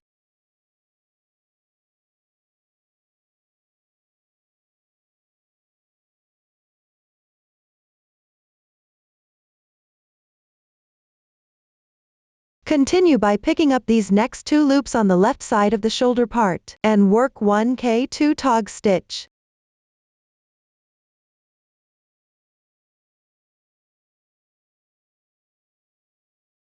Then, pick up stitches along the edge of the left shoulder part, picking up the adjacent braid on the left side. Yarn over and pick up the stitch. This picks up 1 stitch. Continue picking up stitches along the edge braid. The sample swatch has fewer stitches here, but you can adjust based on your actual situation to pick up the number of stitches needed along the shoulder part edge. Just make sure the fabric lays flat. Refer to the chart for specific stitch counts.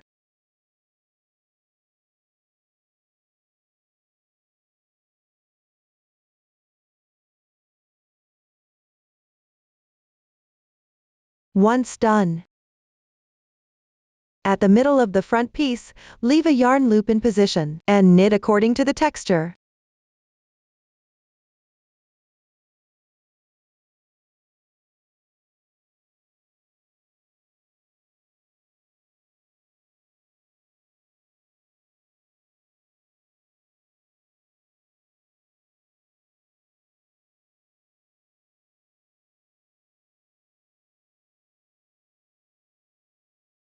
When you reach about halfway, move the yarn loop to the middle position.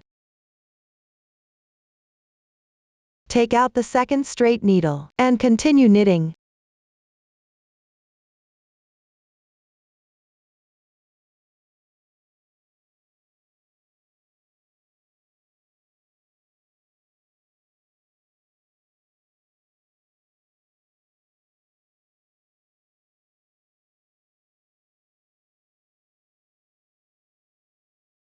Once done, pick up stitches along the shoulder part again. Use the same method as before.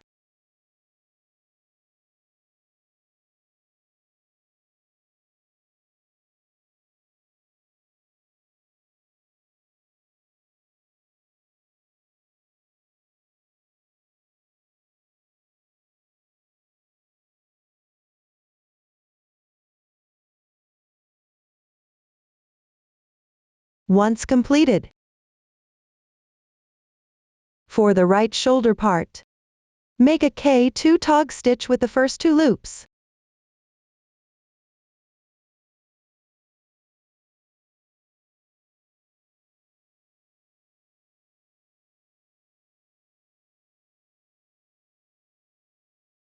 Then, pick up the last loop of the shoulder part, and the first loop of the sleeve.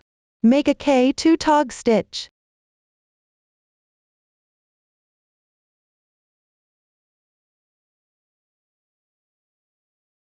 Continue by picking up the next 2 loops on the left side of the sleeve, and make a K2 tog stitch.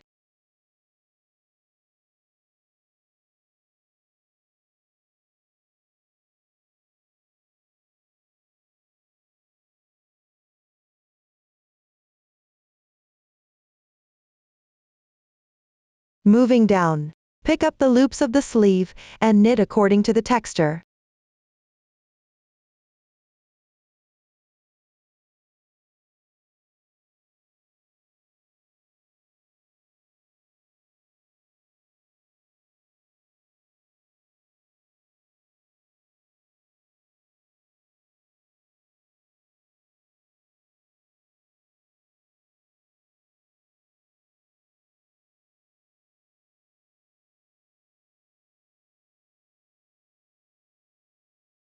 Make a K2 tog stitch in the middle of the sleeve. Continue knitting according to the texture. Do this until you reach the point just before the last 3 loops.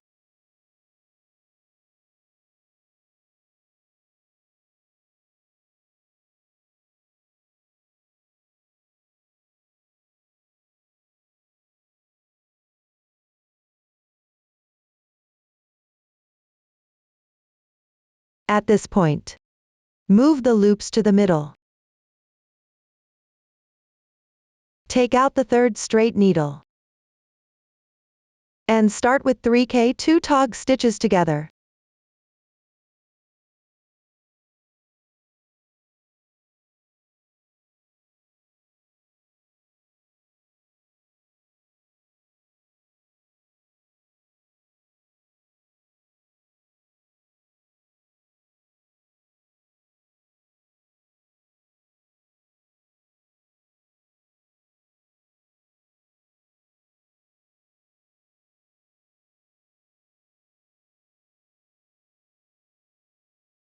Then pick up the reserved loops from the back piece and knit according to the texture.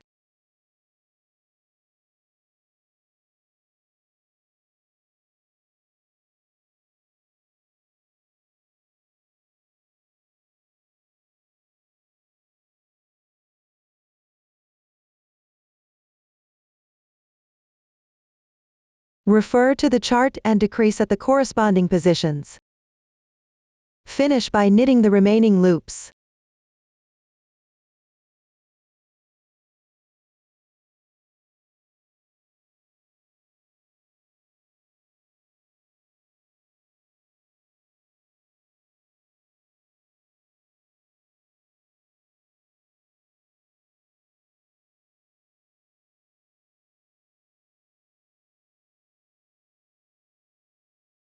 This completes the picking up of stitches.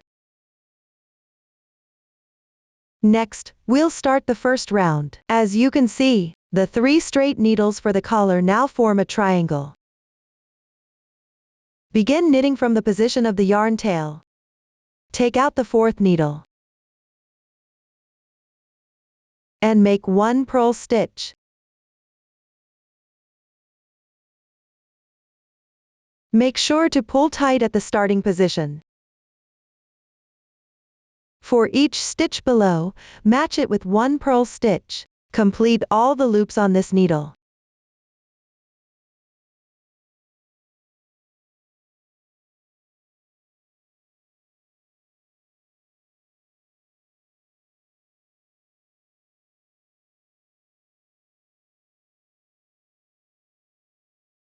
Now we've reached the junction. Continue making purl stitches.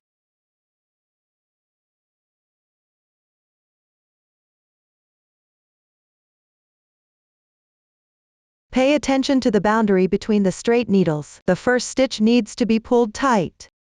Otherwise, the finished product won't look as nice. Next, complete the remaining loops on the other 2 needles until you reach the needle corresponding to the left shoulder. This marks the end of the entire round.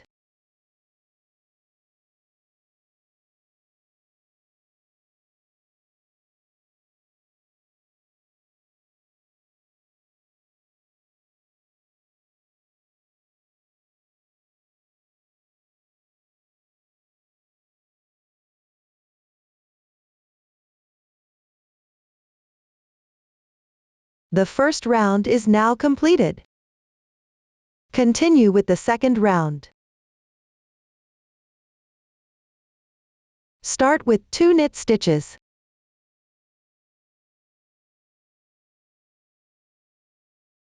Don't forget to pull tight on the first stitch. Then make 2 purl stitches. Continue with the 2x2 ribbing technique, alternating 2 knit stitches and 2 purl stitches.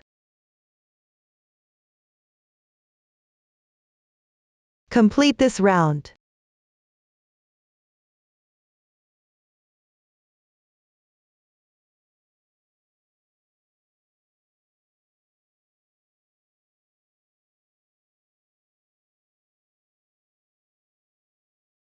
And remember, at the junction of the needles, the first stitch needs to be pulled tight.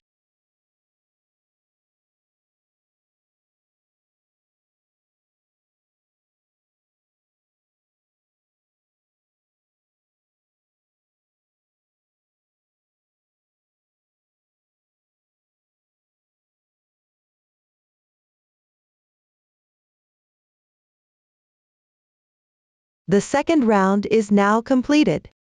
Continue working in the 2x2 ribbing pattern for the following rounds. Refer to the chart and knit the corresponding number of rounds. I'll use this sample swatch to teach you how to count the rounds. Each braid represents 1 round. Consider the purl texture on the collar as the first round. Count the braids above the tile unit texture of this round. 2, 3, 4. 4 rounds have been completed here. The loops on the needle do not count as a round. Follow this method to continue. Complete the remaining rounds for the neckline. After finishing the neckline, you need to bind off. Here, move the right needle to change the position of the yarn tail and alternate between purl and knit stitches for binding off. Start with 2 purl stitches.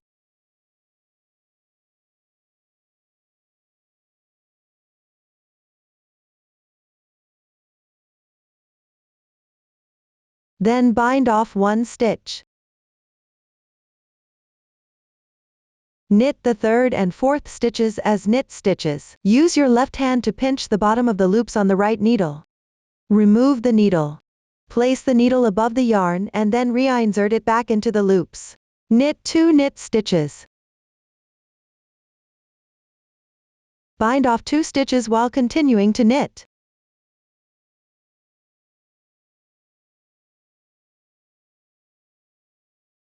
Use the method of moving the right needle to bind off as you knit downward.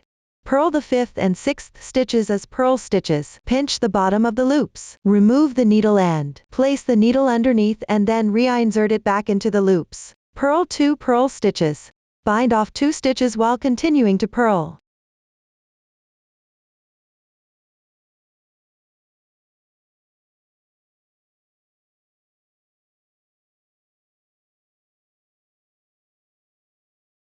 Continue alternating between purl and knit stitches below. Repeat the process of binding off stitches. Pay attention that you always need to move the right needle to change the position of the yarn.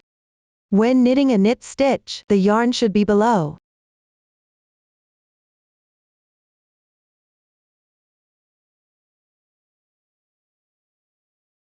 When purling, the yarn should be above.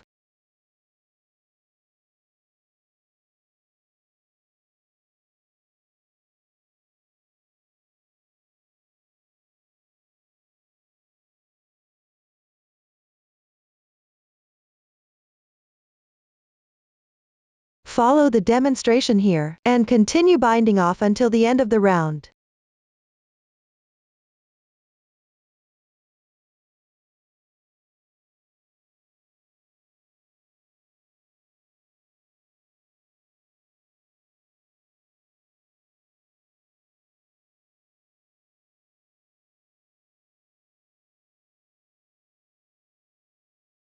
Now there is only one loop left. Enlarge the loop directly, then slip the needle off. Leave about 10 centimeters of yarn tail, and cut the yarn. Thread the yarn tail through the loop. Slightly tighten it. Then thread the yarn tail onto a darning needle.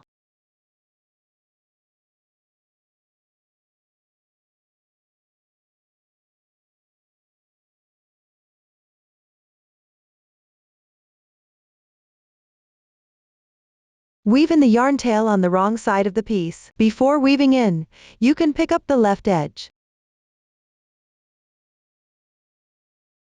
and sew a couple of stitches to secure it.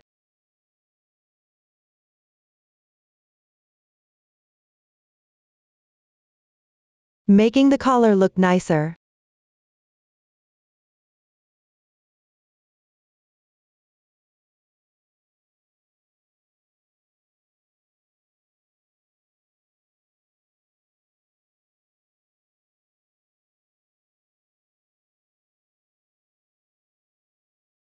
You can weave in a few more stitches.